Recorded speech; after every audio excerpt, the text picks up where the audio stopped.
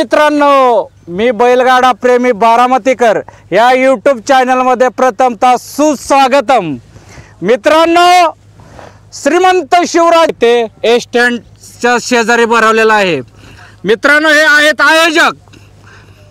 त्याच पद्धतीने बंदुकीच्या गोलीगत इथं येतंय मित्रांनो।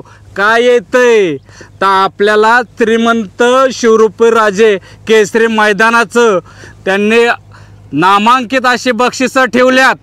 आणि बंदुकीच्या गोलीगत तुम्ही काय यायचंय, कारण एकच आहे की मित्रांनो, येणाऱ्या बैलगाडी ड्रायव्हरांसाठी खास गिफ्ट ठेवलेलं आहे।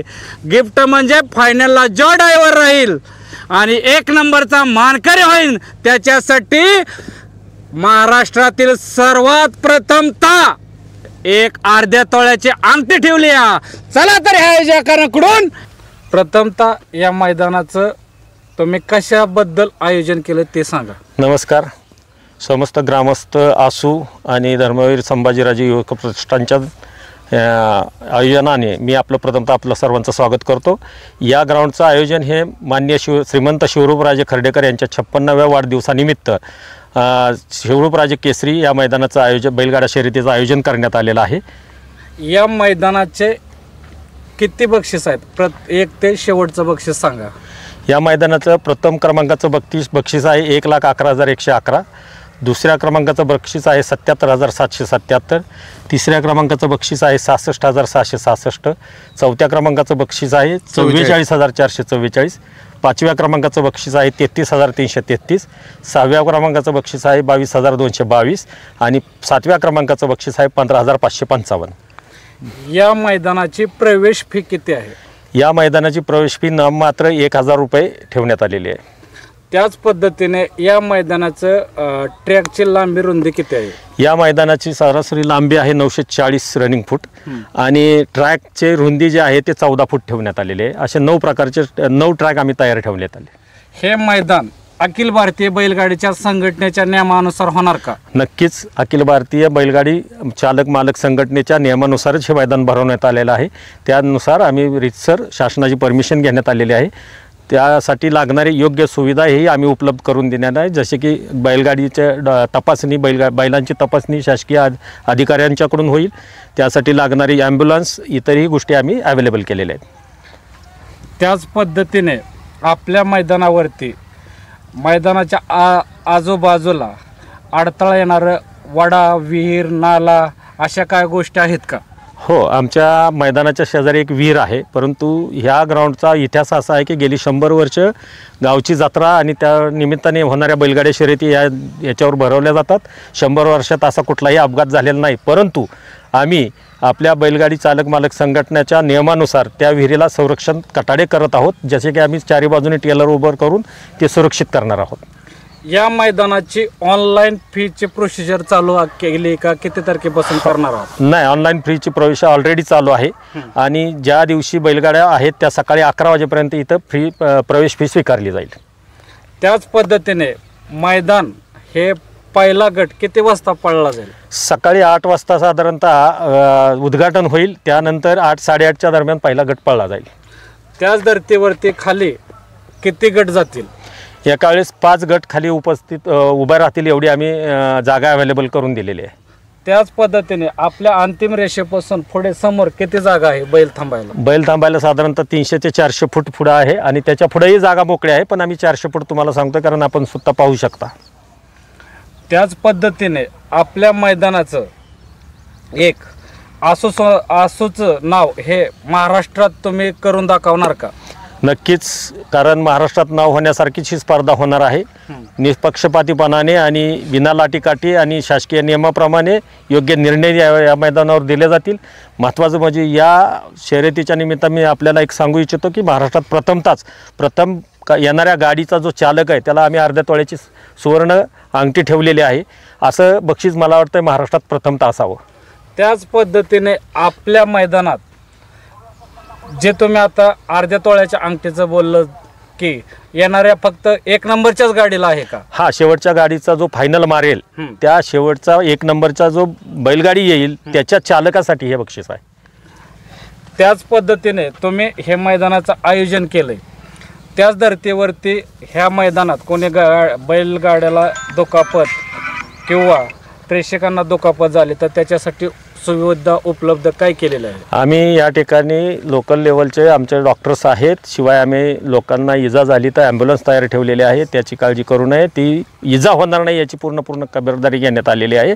कारण ग्राउंडच्या अंतिम रेषेपासून 400 फूट आम्ही बॅरिकेड टाकणार आहोत, त्यामुळं शक्यता कमी आहे. शिवाय पोलीस बंदोबस्त आहे, आमचे स्वयंसेवक सगळे कार्यकर्ते आहेत, ते ग्राउंडवर नियंत्रण ठेवतील, त्यामुळं दुखापत होणार नाही. पण दुर्दैवाने असं काही झालं तर आम्ही त्यासाठी आरोग्याची सेवा उपलब्ध करून ठेवलेली आहे. चुकून आपल्या बैलाचा अपघात झाला तर त्याच्यासाठी सुविधा उपलब्ध मिनी पिकअप आहे का?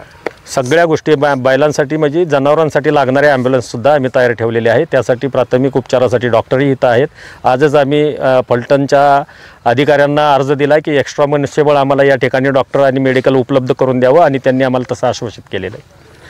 आपण ह्या मैदानाचं आयोजन केलं आहे, त्याच धर्तीवरती आपण एक आदर्श ह्या मैदानाचा काय घडवून शकता, आणि तुम्ही जी एक प्रेरणा ड्रायव्हरांना दिली त्याच पद्धतीने बैलगाडा मालकांना आणि ड्रायव्हरांना काय आव्हान कराल? मी बैलगाडी मालकांना आणि बैलगाडी चालकांना हे आवाहन करीन की हे मैदान आम्ही प्रथमतः भरवत नाही, यापूर्वी आम्ही जत्रेच्या स्वरूपातून भरवतच होतो, परंतु स्पर्धात्मक आणि व्यावसायिकदृष्ट्या न भरवता आम्ही आमच्या राजांच्या वाढदिवसानिमित्त भरवत आहोत. आम्ही पूर्ण सगळ्या लोकांची, जनावरांची, सगळ्यांची काळजी घेतली आहे. निपक्षपातीपणाने हे स्पर्धा पार पाडणार आहे. यासाठी आम्हाला पूर्ण गावाचा पाठिंबा आहे, सगळ्या पुढाऱ्यांचा पाठिंबा आहे, युवकांचा पाठिंबा आहे. त्यामुळे आपण नक्की या ग्राउंडचा अनुभव घ्या, आणि एकदा या ग्राउंडवर आला की आपल्याला प्रत्येक वेळेस वाटेल की पुन्हा पुन्हा असंच शर्यतीला यावं. या पद्धतीने आम्ही शर्यत पार पाडू. ह्या मैदानाचं लाईव्हचं चित्रीकरण खाली कॅमेरा आहे का? आमचा झेंडा जिकडून पडणार आहे, म्हणजे गाड्या इनिशिएट जिथून होणार आहे तिथंही झेंडा आहे, तिथंही आमचा कॅमेरा आहे, ड्रोन कॅमेऱ्याचं शूटिंग आहे, अंतिम रेषेला आहे, समोर स्क्रीन आहे, आणि 2-2 कॅमेरे आम्ही ठेवलेले आहेत की त्यामुळे आपल्याला निष्पक्षपातीपणाने निर्णय देता येईल. आपल्या मैदानावरती लॉबी टचला निकाल आहे का? लॉबी टचचा निकाल आहे, पण तास बदली झालं तरच तो बाद ठरवली जाईल. त्याच पद्धतीने आपल्या मैदानावरती झेंडा पंच म्हणून काम कोण पाहणार आहेत? आमच्या इथं झेंडा पंच म्हणून महाराष्ट्राचे फेमस दानावडे बाप्पू हे पाहणार आहेत, आणि महाराष्ट्राचा बुलंद आवाज सुनील मोरे हे आमचे समालोचक आहेत. आपल्या मैदानात आत्तापर्यंत तुम्ही तर सांगितलं की 100 वर्षाची परंपरा आहे, आणि आम्ही ही परंपरा आमचं अख्खं गाव जोपासणार आहे. त्याच पद्धतीने तुम्ही तुमच्या तरुण पिढीला काय आव्हान कराल या माध्यमातून? तरुण पिढीला आव्हान करण्यापेक्षा तरुण पिढीनेच मला आव्हान केलं आहे. फक्त मी त्यांच्या मार्गदर्शनासाठी तर हे सगळं तरुण पिढीनेच घडवलेलं आहे, आणि तरुण पिढीचा उत्साह बघता मला वाटतं अजून पुढचे कित्येक वर्ष या पद्धतीने हे ग्राउंड पार पाडेल. काका, आता तुम्ही ह्या मैदानाचं बॅरिकेडची किती फुटलं हे? मी मगाशी सांगितल्याप्रमाणे बॅरिकेड अंतिम रेषेपासून 400 फूट बॅरिकेड ठेवलेलं आहे. परिचय करून द्या. नमस्कार, मी राहुल पवार. मी इथे एक ज्याप्रमाणे सर्वजण काम करत आहेत त्याच पद्धतीने ह्या ठिकाणी मी या जे कार्यक्रम आहे तिथे मी एक सेवक म्हणून इथे काम करत आहे. काका, आपल्या मैदान एवढं मोठं तुम्ही भरवलेलं आहे, 100 वर्षाची परंपरा आहे, त्याच धर्तीवरती आपल्या मैदानाचा स्वच्छ आणि सुंदर प्रकाशात फायनल होईल का? हो, नक्कीच. फायनल हा आम्ही 6 ते 7च्या दरम्यानच करणार आहे. समजा एक म्हणजे असं होणार नाही, पण थोडा वेळ गेला तर त्या पद्धतीने लाईटची सुविधासुद्धा केलेली आहे. आपण आता येणाऱ्या बैलगाडी मालक, बैलगाडा प्रेमी असतील, त्याच पद्धतीने ड्रायव्हर यांना काय आव्हान कराल? मी सर्व बैलगाडा चालक मालक यांना विनंती करतोय की या ठिकाणी जे मैदान आयोजित केलेले आहे या मैदानासाठी आपण सर्वांनी या ठिकाणी यावं व या कार्यक्रमाची शोभा वाढवावी अशी मी आपणा सर्वांना विनंती करतो.